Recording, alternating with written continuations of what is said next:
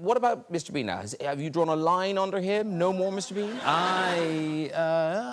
You know, I doubt that he will reappear, but you never know. You must never... The people have spoken. People have spoken. Yeah, quite. But, you know, you must never say never again. A film, as Jeff mentioned, that I was in.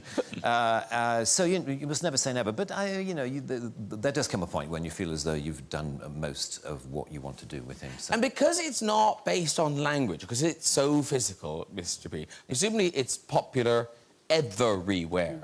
Yeah, it is. It has what we might call a global outreach. So, like, are holidays a misery? Can you go anywhere? Well, yeah, I can't go to many places where you're not recognised. And it's the... yeah, the thing I find most tricky is when people don't recognise you particularly, but half recognise you. You know, it's that strange thing where they go... And of course that means they stare. They stare a lot, and they just look. You're sort of feeling, I wish that person wouldn't stare at me. So, you know, I'd rather just, you know, hold up a flag saying yes, yes, it's me. A few years ago, there was I was in a Land Rover parts department near Peterborough, the kind of place you find me on most Saturdays. And we're waiting for car parts. And car parts, guys hang around a lot because, you know, to get a part, the guy has to go half a mile to the back of the warehouse and then come back again, and he brings it back.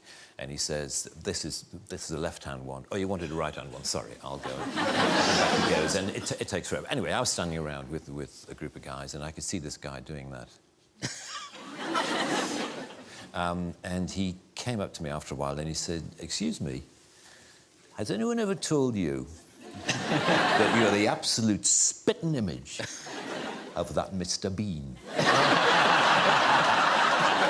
And I said, "Well, actually, I am the actor who plays Mr. Bean." And he said,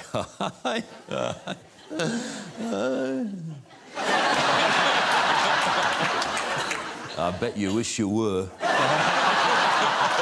And there followed this bizarre conversation in which the more I tried to claim that I was the person whom he thought I merely resembled, the less he believed me. So but what was funny was how close he thought I was to you know, he said the resemblance is uncanny. Have you ever thought of doing any, you know, look-alike work, like, you know, stag nights and head nights? You know, you can go along as Mr. Bean. And I said, no, I haven't. He said, because you can make an absolute fortune.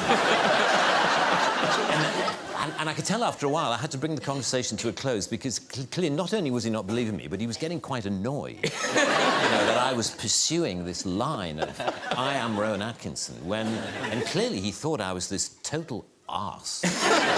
Just because I happen to look a bit like Mr. Bean, goes around the country actually claiming to be Mr. Bean. You know, what a twat.